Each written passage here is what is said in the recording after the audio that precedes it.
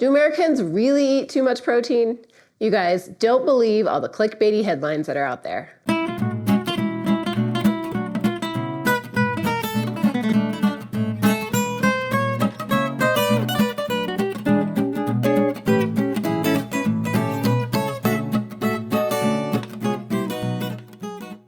Protein is a hot topic. How much do you need? What are the best sources? Can you get enough protein from plants? What if you're trying to put on muscle? So many questions about protein.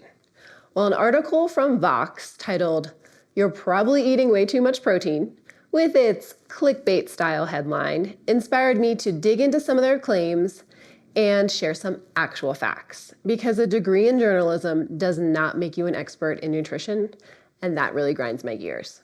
Before we dive in, have you subscribed? If you haven't, hit that button below to subscribe because we release new videos every Thursday and I'd love for you to join in. And if you've already subscribed, thank you so much. It helps out our channel so much and I appreciate each and every one of you. Now let's dig in. So what Vox did is they wrote this sensationalized headline that grabs your attention and makes you wonder, am I eating enough protein? And then they went on to show that Americans are definitely eating a lot of meat products and not as much protein from plants. The first thing that stuck out to me was that the article was written for Vox's Meatless series. So before even reading the first sentence, I knew that the article was going to be slanted against eating meat. Now, let me be clear. I'm not for one camp or the other. Dietary patterns are your own, and I'm not here to push mine or someone else's on you. What I can tell you is that most people can benefit from eating more fruits and veggies. Also, the latest Netflix documentary called You Are What You Eat, comparing twins, one eating the omnivore diet and one eating a vegan diet. Both groups showed improvements in their blood work when they ate a more balanced diet, which included more fruits and vegetables. Did you watch the documentary? If so, let me know your thoughts in the comments. Now knowing that Vox is coming out of the gate slanting meatless, let's dig into protein and find out the real deal. The article starts out by saying that the National Academy of Sciences recommendation for protein is 0.36 grams of protein per pound of body weight. But actually the first iteration of this article used the American Dietary Guidelines recommendation, which is 0.8 grams of protein per kilogram of body weight, which is the RDA for Americans. So what is the RDA and why do I have beef with it? RDA stands for Recommended Daily Allowance, and it's the average daily level of intake sufficient to meet the needs of 97 to 98% of healthy individuals. One of the problems with the RDA is that it's trying to be a one-size-fits-all, which doesn't really work. But we do need some sort of guidelines to help us have goals in mind for our nutrition. Along with the RDA, we also have the AMDR. AMDR stands for Acceptable Macronutrient Distribution Range. And it looks something like this. 45 to 65% of daily calories come from carbohydrates, 10 to 35% of daily calories come from protein, and 20 to 35% of daily calories come from fat. So while the RDA gives us a protein goal based on our body weight, the AMDR gives us macronutrient goals based on our calorie intake. No wonder nutrition is so confusing. The other side of this is that the RDA is recommended for individuals who are considered healthy. Well, many Americans are not considered healthy. According to a Tufts University study, it found that less than 7% of the US adult population has good cardiometabolic health.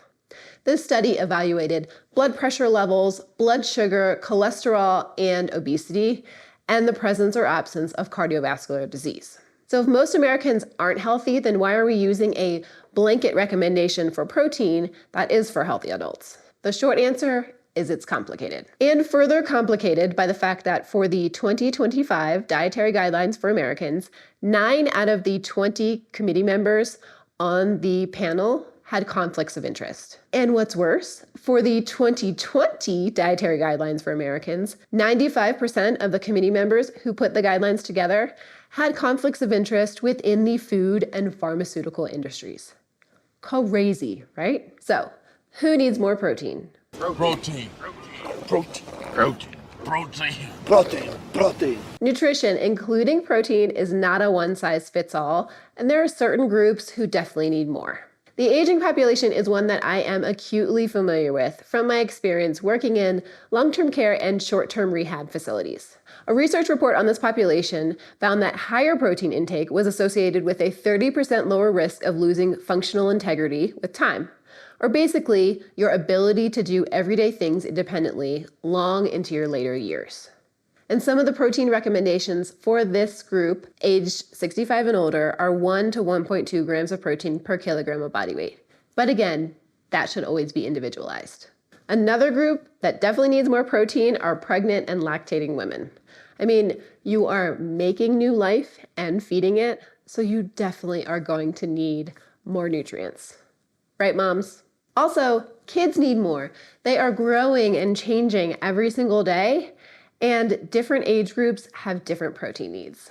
Another big one for protein needs are athletes. Even within this group, protein recommendations range. For example, for building muscle mass and maintaining muscle mass, the International Society of Sports Nutrition recommends 1.4 to 2.0 grams of protein per kilogram of body weight for most exercising individuals.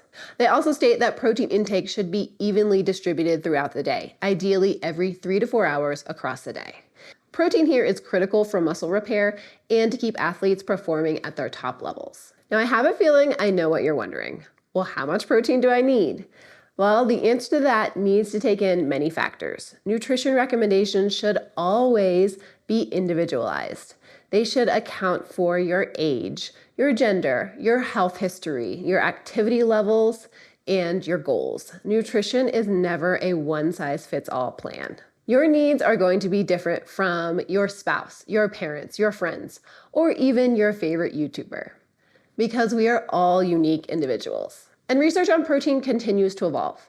In fact, one research study states that current evidence indicates that the range of at least 1.2 to 1.6 grams of protein per kilogram of body weight per day of high quality protein is a more ideal target for achieving optimum health outcomes in adults. And if we compare that to what the Vox article was saying, the RDA of 0.8 grams per kilogram of body weight or 0.36 grams per pound of body weight, you can see there is a difference there. Back to Vox and the "you're eating too much protein" headline. Guess what? Americans are eating too much calories overall. The headline of this article could have been, "You're probably eating way too many calories," or "You're probably eating way too much protein, carbohydrates, and fat."